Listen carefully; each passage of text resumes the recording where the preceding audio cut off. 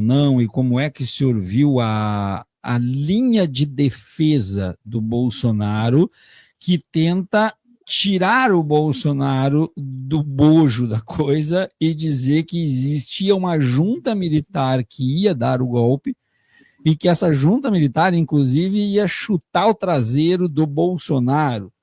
Então o golpe seria dado já no Bolsonaro. Está entregando o amigo Braga Neto, praticamente, né?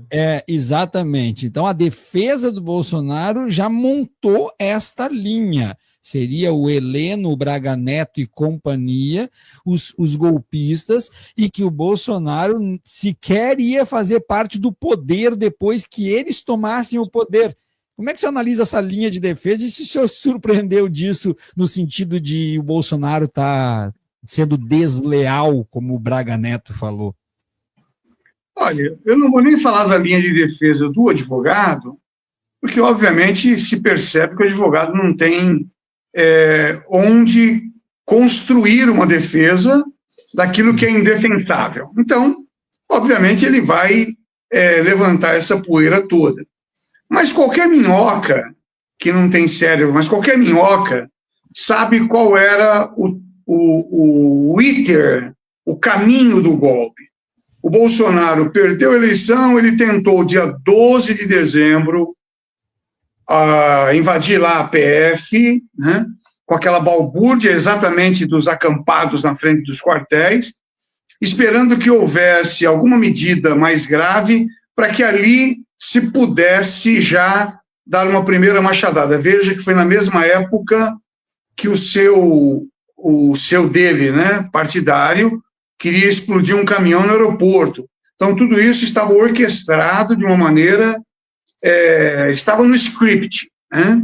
Uhum. Então, dia 12 de dezembro era uma tentativa. Como ele não conseguiu, houve a diplomação do Lula, do presidente, então eleito Lula, né? E aí ele falou, bem, não vou passar a faixa, eu vou me retirar. O que vai acontecer? Eu vou me retirar de cena, sair do Brasil, e haverá aquela balbúrdia, porque os acampados, eles vão invadir os 3 prédios. E o Lula vai cair na fraqueza de decretar uma GLO. Hein? Se ele fizer isso, entram os militares, colocam o Lula para fora e eu volto glorioso. Aliás, foi o pensamento do Jânio Quadros também, outrora. Né? Voltarei glorioso, e não voltou glorioso. Neste caso, o Bolsonaro não seria chutado, por uma razão muito simples. O Heleno, o Braga Neto, o Cid, o fulano, o cicrano e o beltrano não tinham nenhuma pegada popular. E eles precisavam daquela parte da população golpista, e aquela população estava com o senhor Bolsonaro. Então, olhando de forma política, Viaro, não haveria um chuta na bunda do Bolsonaro e ficamos nós, porque eles seriam considerados traidores, porque os acampados estavam pelo Bolsonaro. É o Bolsonaro que é o catalisador dessa população, do pastor Sila Malafaia, do outro, e não esses militares. Mas os militares entrariam num primeiro momento. O Bolsonaro seria reconduzido ao seu posto, ali pelos militares. Então, essa linha de defesa, ela não tem nenhum sentido sequer, veja, sequer na lógica jurídica. Porque sabemos que, de forma política, o general Heleno não consegue um único voto para ele, ou um único eleitor. Ninguém estava acampado na porta dos quartéis pelo Heleno, pelo Braga Neto, mas pelo Bolsonaro, pelo discurso constante do Bolsonaro.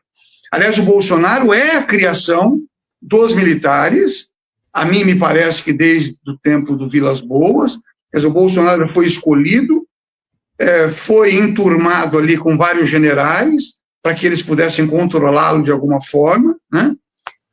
E, portanto, essa linha de defesa não tem sentido, até porque o Bolsonaro está implicado nas próprias falas do seu ajudante de ordem, o tenente-coronel Cid, né?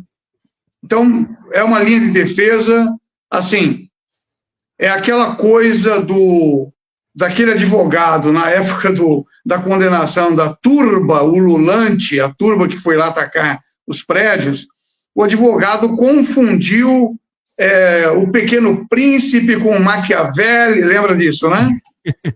É o tipo da defesa de quem não tem defesa, então a pessoa vai confundir mesmo o Pequeno Príncipe com a obra do Maquiavelli e o Chuperry vai ficar chorando em algum lugar porque destruíram a maravilhosa obra dele, O Pequeno Príncipe. Esse é outro